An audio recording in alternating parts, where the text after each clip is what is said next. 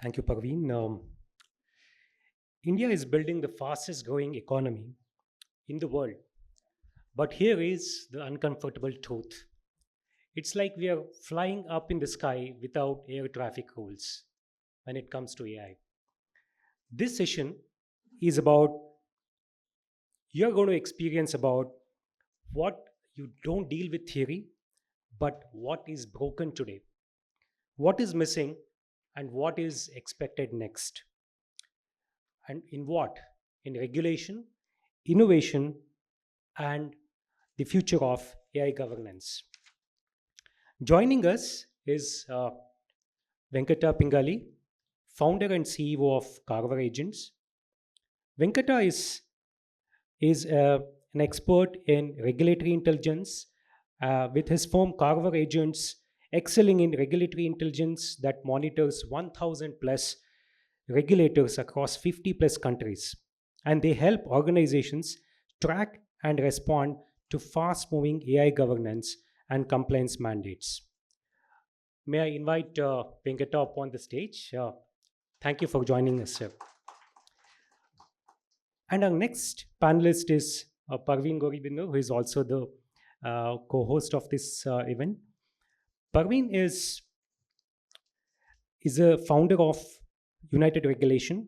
She is a strategic advisor for India DPDPA Forum.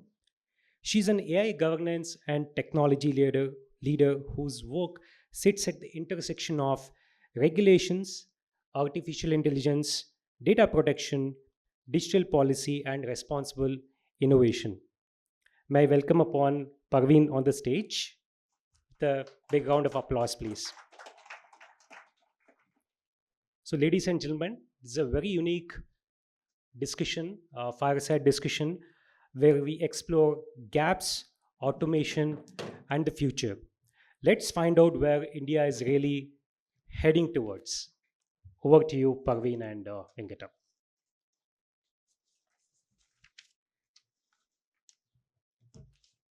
Hello all again. I'm going to start with a provocation. No preamble. So the governance systems that we build today, they have been built with the thinking that they're going to evolve slowly and we will get a chance to govern them and regulate them. But that is not the reality today. An auditor who has audited the system yesterday, that system is no longer active and it no longer works today. An auditor who possibly audits 20 systems in a day is now required to possibly regulate 20,000 systems in the same day.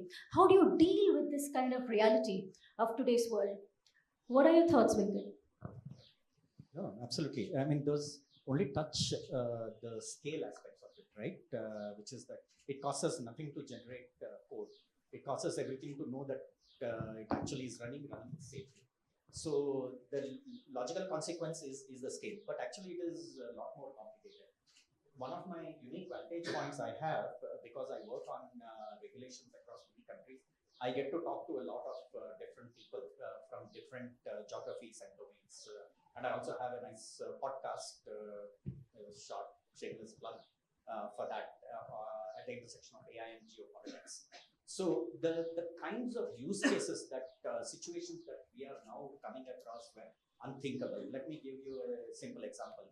There was a Zoom call on which, except for the CEO, everybody else on that Zoom call was a deep fake, and the net result was a wiring of $25 million out from the company's bank account. Now, traditionally, AI governance would focus on your applications. Zoom would be considered a third-party product. We will have some SOC 2, we will have some compliances. It was never part of your overall, you did not think that your surface extends to that level. And in my journey over the past like 1 year, as I kept going and talking to more people, I'm just finding more and more situations that completely break the assumptions that we are making. I know that you've been having some conversations in Mumbai as well. I would like to. Yeah, thank you. So over the weekend, Venkata, we met at the DPDPA forum and discuss the practical realities of regulating or even getting DPDPA compliant in today's world in the Indian ecosystem and in enterprises of various scale. So the problem statement was extremely interesting. A really typical high-end banking enterprise with legacy data warehousing, with many subsystems going across the life cycle of its entirety. Now, how do you regulate or audit a system like that? An interesting perspective that emerged, that we all actually came together, was that right now, the way DPDPA law is enacted in India, there is also the legal provision to break down this entire system into subsystems and create micro audits for every subsystem. But what is truly critical is to understand the checkpoints and the handover between every subsystem and understand auditors' role very, very clearly. And again, we will be talking about what are the new roles that will be emerging, but the handover between every subsystem from a regulatory audit, auditing standpoint, and what are those rules, how do we pass on checkpoints, and how do we do that effortlessly, seamlessly across scale of the entire life cycle of an enterprise like a bank, which is absolutely safe, secure, and we cannot take chances with a system like that. When we certify for audits, that entire life cycle has to flow through seamlessly. So that was the problem case, problem statement put forth in the forum recently. Before we go into another interesting conversation, I would, also bring out this fact that from a regulatory standpoint in the world today, we live in a world of DPDP in India. There is GDPR, newer versions of GDPR in the world. There is also the EU AI law. There is the OECD principles. There are many interesting governance frameworks emerging across the world. So we live in a world of fragmented regulatory landscape, where we also need a cross-regulatory orchestration, understanding of what are the common principles against which we will define frameworks and rules, right? So that is also an interesting point to take from the learnings from all over the world. And right? If I could rip Sure. off the what you talked about. So essentially, what Parveen talked about is auditing a very complex system in other organizations. I will add two twists to that.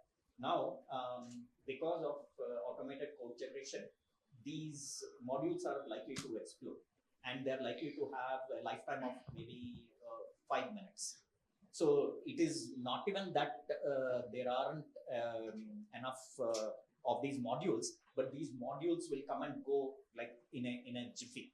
What does it mean to have an audit process that lasts for like 3 weeks for a lifetime of an application that lasts only for 5 minutes, right? There are many ways that AI is breaking. Let me give you another twist to this. It assumes that there is actually a governance team, IT team, audit team, all of those kinds of things. The expectation is that in the next 2, 3, 4 years, there will be 10 million new companies just in the US with an average staffing of about 5 people. There is no separate CISO team, there is no separate audit team, separate anything. Now, and they're all going to munch some kind of data everywhere. So what is, this is a very critical moment. AI is not just yet another technology. It is fundamentally changing the underlying economics of it. And when you're thinking about it from a AI audit and trust and governance perspective, it is not about what the situation is today, but the trajectory that it is on. If there are only 5 people company, what does it even mean to audit? And the company lasts for only 3 months. Absolutely. I absolutely agree. And that essentially is the biggest strategic question of this decade. How do we deal with stochastic systems and audit them and also certify in a safe and trusted manner, right? So, Venkata, you also, during your conversations recently in the US, did you also observe a regulatory surge in the landscape? Oh, absolutely. Everybody and their brother is terrified. See, unlike previous technologies, now the signal has gone clearly to every nation state, every organization that it is going to touch that. So there are concerns across the board. Sovereignty is on the table. In my podcast, I talk a lot about these kinds of things. At an organization level, they are going through immense amount of churn to be able to cope with the next phase in their own journey. This is all happening in a world where the trust has broken down across the board. right? The regulatory fragmentation is a fact of life now for the foreseeable future. So you're not only, if you're launching an AI application, instantly you're launching it to 50 geographies and 50 different ways of thinking about it. So there is, so this is presenting, the key message here is that this is presenting with a new set of challenges which require us to rethink ground up with the new set of Absolutely. assumptions. So that essentially brings us to a very interesting conversation on. We need to fundamentally look at an architectural redesign. Okay, and how do we deal with regulation in that space? What are your thoughts on that? Yeah, so shameless plug again. We wrote a paper together on something that we called programmatic AI compliance. We think that in this world of immense amount of volatility, rapid change, and emerging economics, the only way it is going to work is if we make it highly programmatic, right? The interpretations of the regulations, from there transferring it over into the application interpreting it within its particular context, what the regulation means, and from there creating audit trails automatically. The only way we see 10,000 applications coming up in your organizations and dying and being able to audit is by making this entire end-to-end process automated. And we put out a paper about 3 weeks, 4 weeks back. We'll be happy to share a link with you. Yes. Absolutely, we'll do that. We'll do that. Essentially, the structure is this, like Venkata explained very well. We look at cross-regulatory frameworks. We come up with, global specs of what are the validation needs required at a platform level. We turn that into executable functions. We come up with compilers, validators, while having a very strong human stewardship layer across it. So there would be people looking at audits of every stage of this. And this is the only way. If you want to regulate AI, you have to work the AI way. Yeah, we cannot do it the manual way. And so just like poison is the anecdote to poison, AI is the anecdote to AI itself. So we have to programmatically deal with regulation. Yeah, so that is the thought. Now, on this architectural level, what are your thoughts on constitutional AI and how that is coming forth? Yeah, see, look,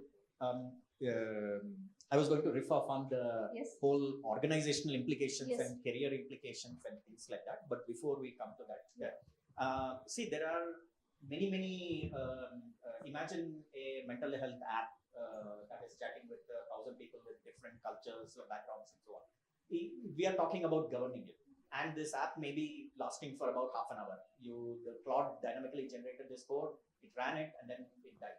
So how do we regulate this? Now, I see several different levels at which you can manage it. You can manage it at a model level, which is where the constitutional AI and some of these things comes into picture, where you're embedding the broad guardrails at the model level. Then you can do it at the knowledge level, at the policy enforcement layer. I think from an implementation standpoint, our proposal at the table does not say that you should use this and not this other thing. For one of the many reasons is that every context is a little different. The trade-offs are very different. You're going to make a different decision as far as the stack is concerned. The more important thing is that we are looking at a very rapidly evolving situation going forward. Every 3 months, we'll have to relook and reinterpret the broad direction. 3 months from now, 6 months from now, and 12 months from now. I'll give you a simple thing that we are anticipating.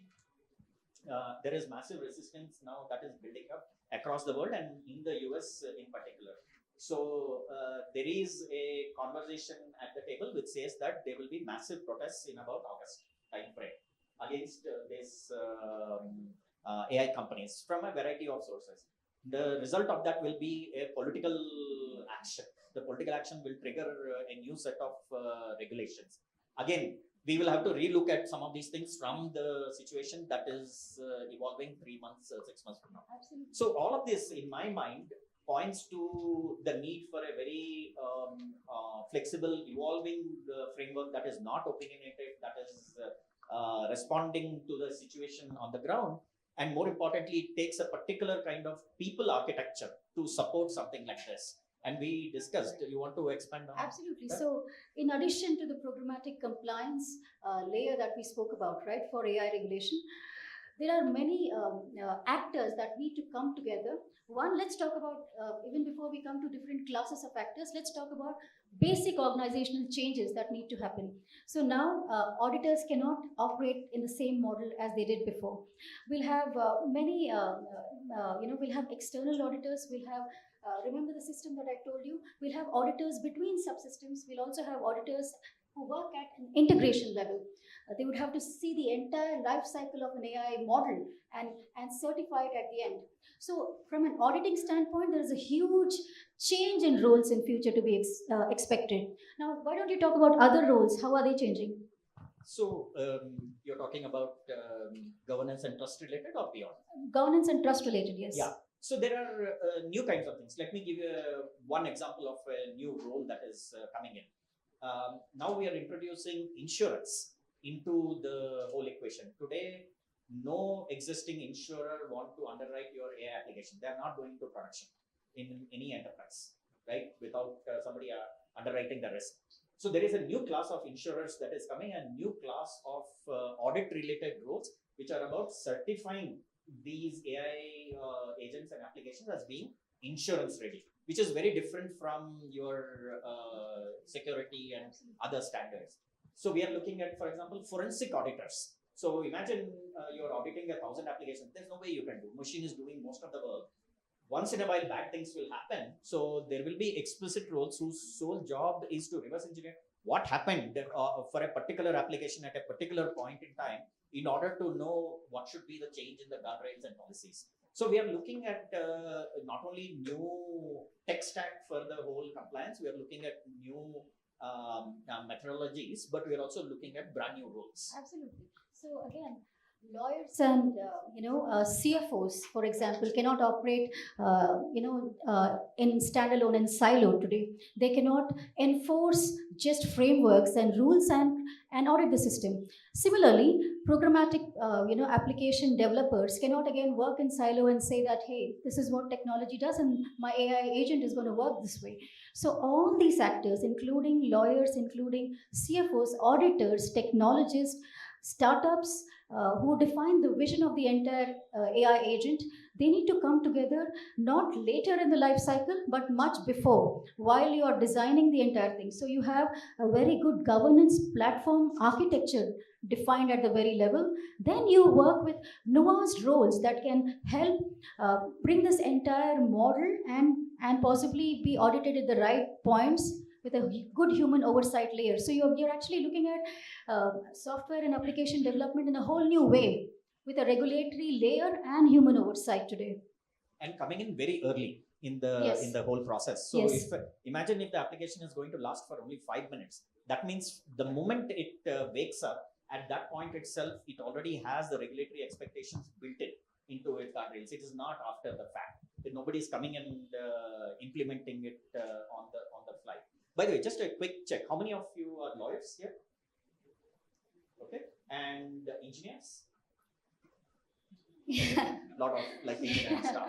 So a lot of the engineers in this, you would want to understand the legal and the regulatory perspective, because today you cannot launch your applications without understanding implications on the company or the organization.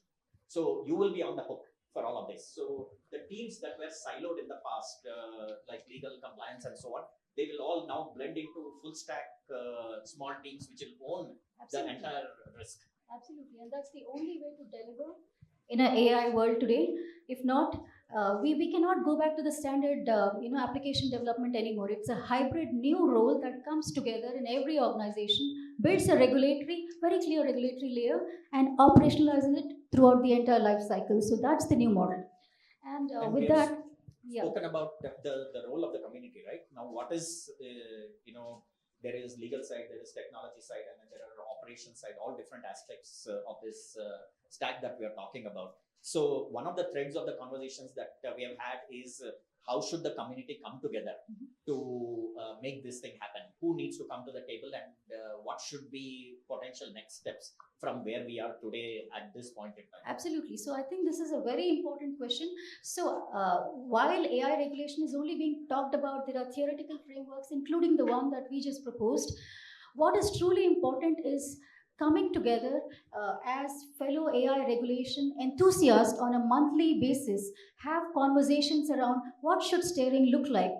It can be a group of interested people right from this conclave who meet every month, who talk about challenges from their respective organizations, enterprises. Then together we discuss interesting frameworks, we discuss solutions, we discuss challenges. That is number one. The second one that we both thought of is also having direct connects with governance at state and central level, where we take back the learnings, the lived experience of every organization dealing with regulation back to governance, so that there is a feedback into newer framework formation. So that is number two. Number three is also a large industry-wide, expertise sharing, not just from India but from global communities out there that we are trying to create today.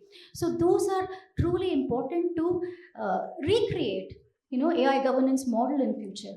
So any other, what are your thoughts on this? Yeah. I mean, so I'll say two things. One, the linking with the international organizations and the unique role that this particular group has. See, if you look at worldwide, right, as the trust in the US system and the European system is declining with every passing day, India has a very unique vantage point. They are looking up to India to define the direction, to own building out of some of these frameworks and tools and provide guidance for the whole of like global south. Here I'm talking about even countries in Europe itself.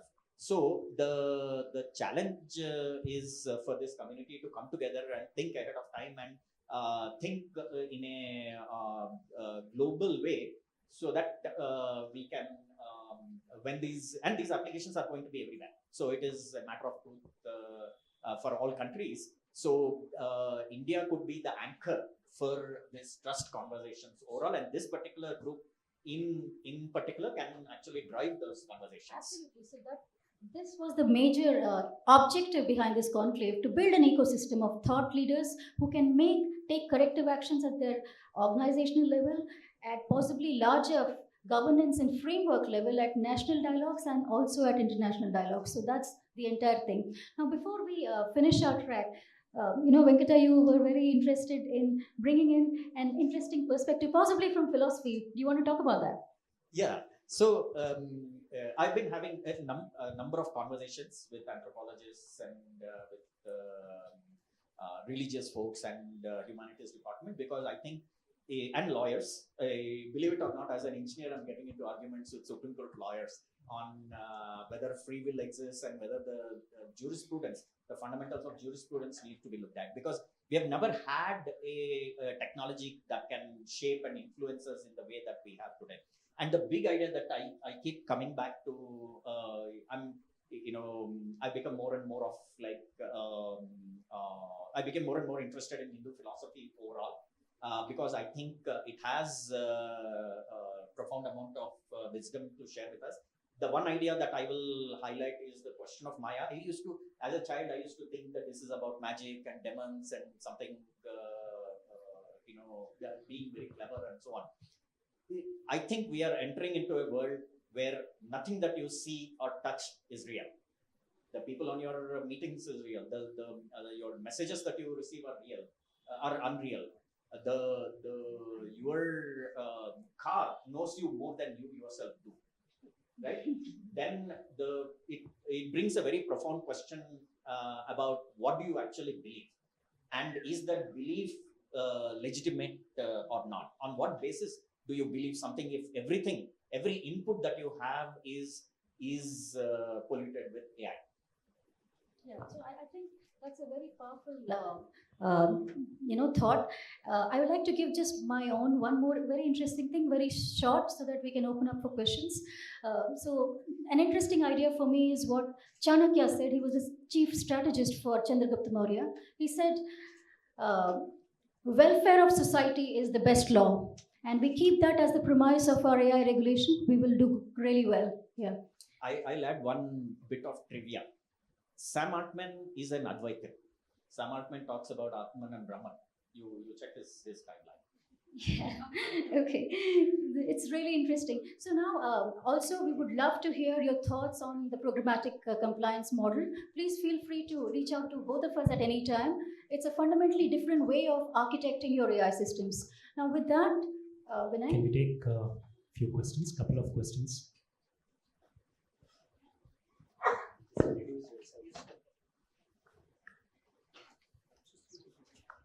Hello everyone, I'm Dhruv Ukmanyu, founder of Raj ISG, and I've been closely working for content authenticity.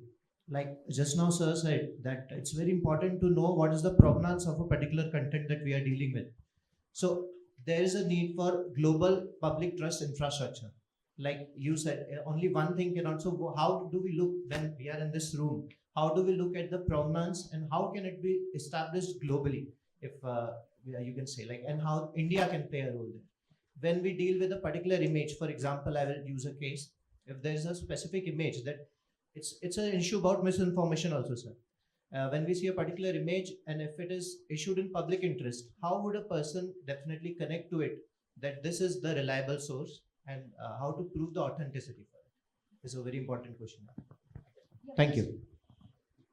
We started then Okay. So in my last podcast, where Hemant Krishna, who was a partner at Shardul, we had broached this question because today what the model training process has done is it has mixed up every source that you can imagine. We don't know what is copyrighted, what is not. Every output that you have is polluted. Today, this is being litigated as to what is copyright in a world where 50% of your content is coming from a machine. Yes. And even your ideas are coming from your machine, even though you may have written it yourself. I think there will be a new conversation about originality and authenticity. I'm not worried about the technical mechanisms of it. There are like dime a dozen of it. I think the in principle aspects of it and the legal aspects of it and the social aspects of it is the one that will be intensely debated over the next so much time. I don't think I have any answers. I have an interesting take. It's controversial, but I would love to put this forth. One is the credibility and the source of information itself. And we are living in a hybrid credibility model today. But it's also interesting that AI systems on their own. I was recently in a conversation with a professor from Oxford. He's a mathematician. He just shared a very interesting piece of information. There is a new research completely done by AI systems on murmuring conjectures. So they are the episodal, they are the eclipse function of waves that are completely being discovered only by AI agents. So in that space, you would give credit only to the AI agent or human? No, because the entire research was done by AI agents at scale and speed. So we do live in a world where creativity, authenticity, source is going to be questioned. Again, we'll have to come up with very interesting frameworks around where do we draw the line around I own this, what is my IP, what is intellectual property in this world. But we also need to be aware that AI in itself is absolutely capable of creating an IP worthy source on its own without human interference. We have one more. Thank you. The IP lawsuits have exploded in the US. Yeah, Rajesh, can I ask a question? you can just introduce yourself.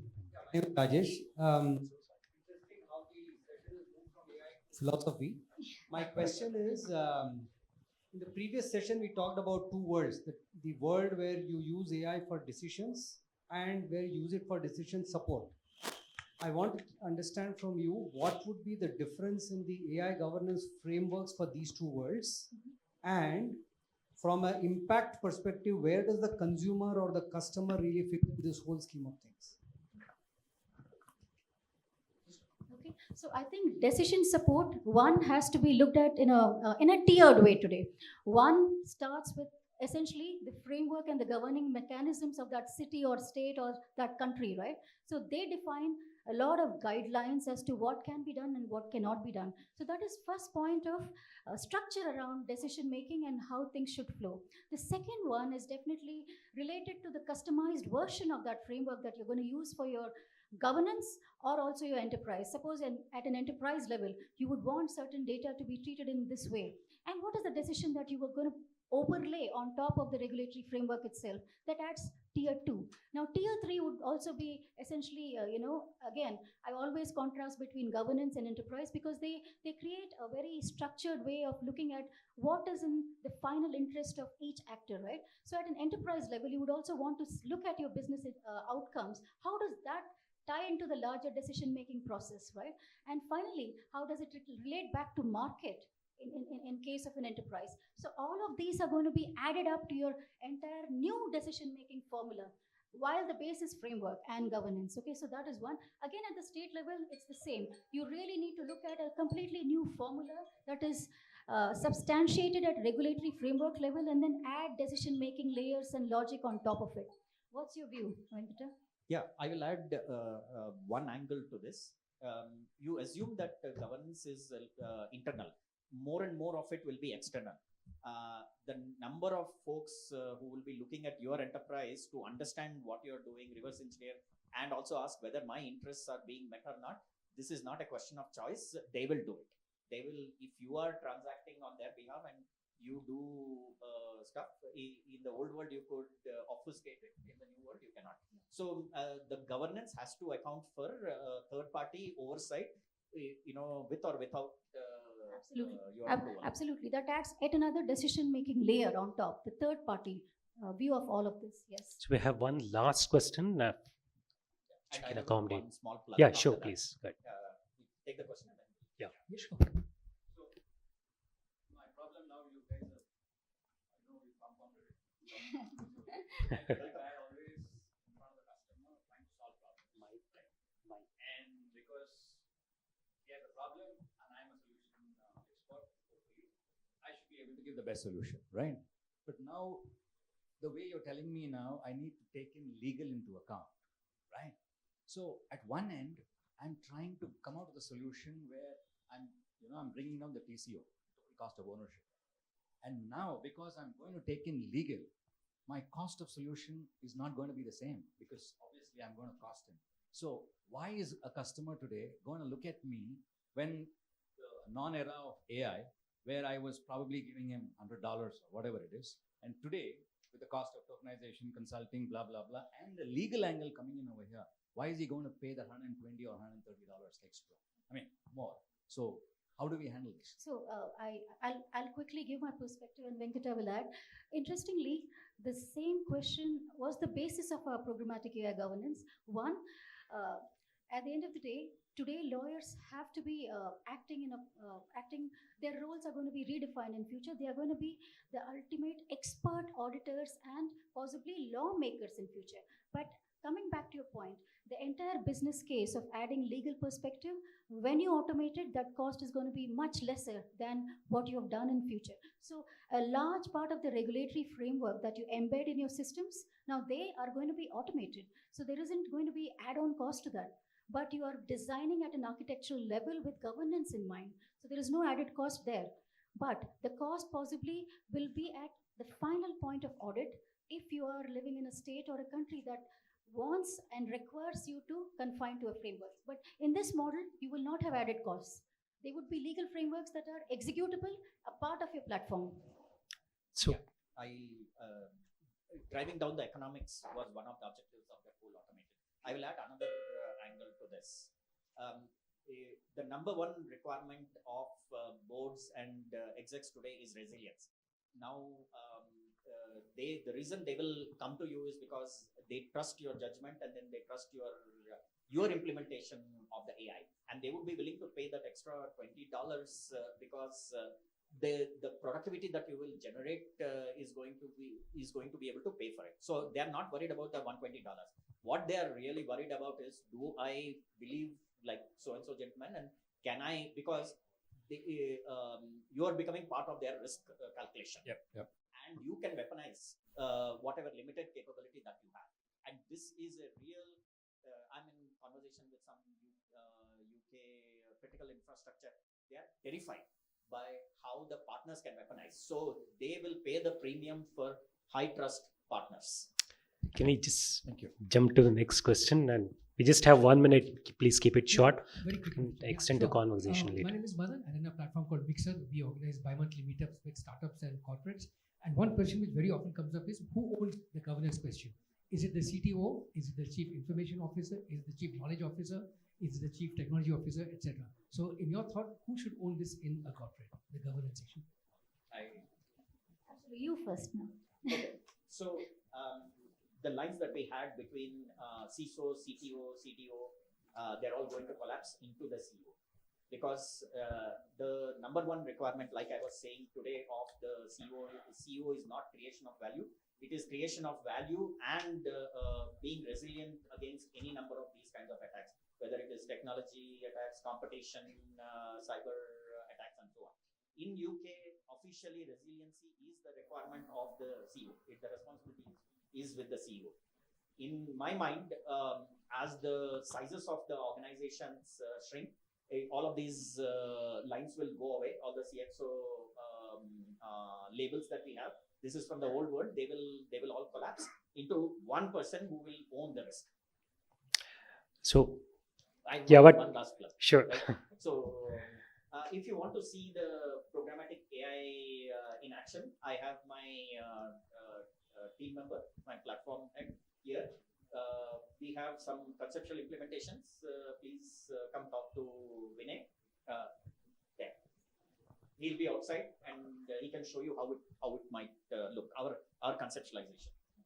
Great. Thank you, Mr. Venkata. And Parveen, I hope whatever you shared is going to shape the boardrooms within our country, and we see better and stronger governance to fix those gaps that we discussed. Ladies and gentlemen, let's give them a big round of applause. And I would request Mr. Anuchet to hand over a token of appreciation to Venkata and a quick photo as well. Thank you very much.